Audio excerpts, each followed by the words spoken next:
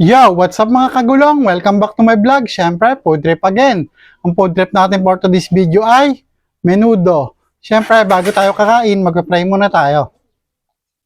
Ama, maraming salamat po sa biyayang nakahain sa aming hapagkainan ngayong araw na ito. Sa pangalan po ni Jesus, dakila po namin tagapagligtas. Amen. So, paano mga kagulong? Let's eat! Uy, menudo. Init.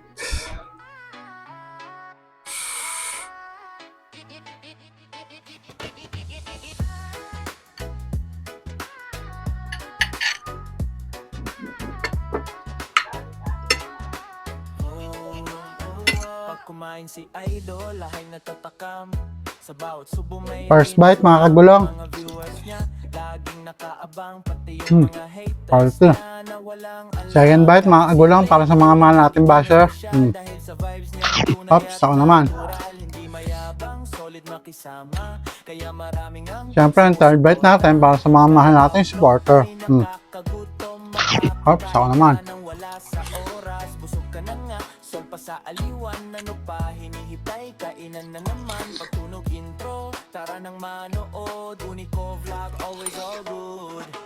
Kain lang ng kain mga kagulong, kung wala kang gana ako sa'yo tutulong, kahit simple lang putahe nagiging masarap, gulay man o karne basta nasa kanyang harap. Paborito niyang pagkain, lahat ng mga gulay, masustansya na pampahaba pa ng buhay. Kaya halika na tayo ay kumain na, paki-like and follow and share na rin para lahat ay masaya.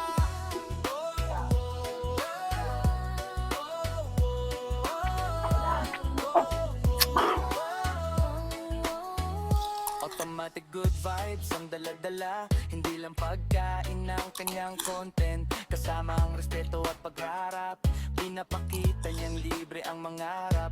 Kapag sipag at tiyaga, laging totoo, at ang hindi mo niloloko ang tao, na kahit simpleng tao may pagkakataon, lumaban ka ng patas para sa'yo yon. Huwag ka mawalan ng pag-asa, hanggang dulo tuloy lang ang biyahe, mas marami pang content ang mabibigay pre.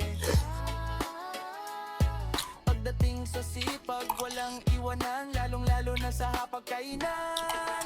Kain lang ng kain mga kagulong, kung wala kang gana ako sa'yo tutulong, kahit simple lang putahe. Last bite mga kagulong. Masarap, gulay man o karne basta nasa kanyang harap. Paborito niyang pagkain, lahat